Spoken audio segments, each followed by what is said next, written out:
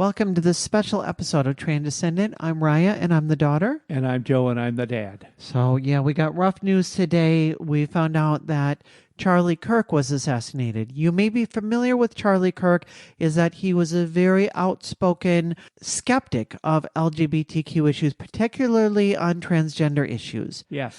When people would want to send me clips talking about why they thought I was wrong, the few friends that I still have from before I transitioned, he was the one that they would frequently send clips from.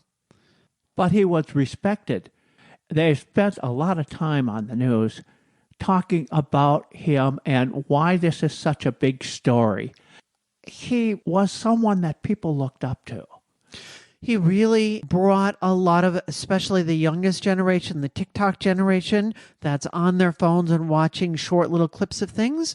He was really speaking to that group, Gen Z and Yes. Gen Alpha. Yes. And he had really been swinging the pendulum back towards a more conservative viewpoint among a lot of younger folks, especially younger boys that really looked up to him.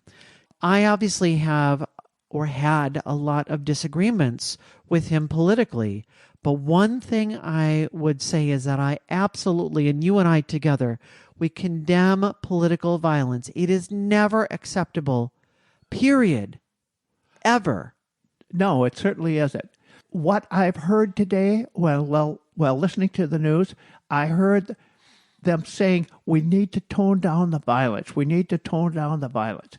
We are the problem. We are, each of us, on a side. If you are a liberal, then you are thinking the other side is the enemy. They're bad. We make them out to be the ogre. They are terrible. But what are they doing? If you are a conservative, it goes the other way. The same thing. They're making the people who are the liberals the terrible person. It never stops. I've heard today many people say the problem is we need to tone down the violence. We need to tone down the rhetoric. I heard that after Columbine. And I've heard that after every major event that's happened that's been violent. We need to tone it down.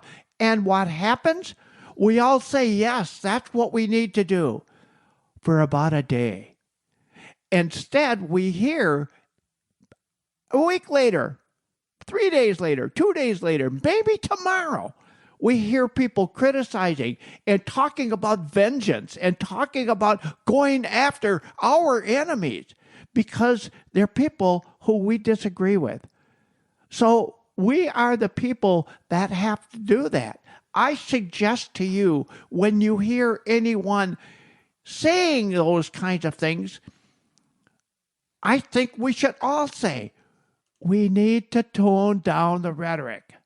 And we have always stood for that on this podcast. We have people on both sides of the aisle that listen to us because we believe that what matters the most is respect and caring for one another and not winning political points. And so even though I have strong political views myself, and so do you I. have strong political views, and our views have changed over the years as well. Yes. But what matters most is that we maintain our relationships. We have been doing our best to keep that rhetoric toned down. But we've seen it over and over again that I have noticed this, that you'll see somebody on one side that will point to the other side and say, well, wait a minute here. Look at how you guys condemned X over here, but now you're not condemning Y, and aren't those really the same thing? And how can you claim that you have any kind of cohesion when you've got this glaring contradiction? And the response is always exactly the same, but the other way. Well, how can you claim that Y is bad, but you defend X?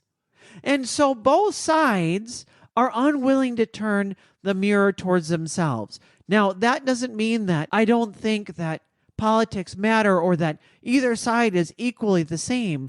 But what I do think is that what matters the most is that we find ways to work together, that we find ways to demonstrate respect towards one another, and we find ways to make sure that everybody is protected. And that's why we wanted to get on and condemn this violence, because violence is never the acceptable way to move forward.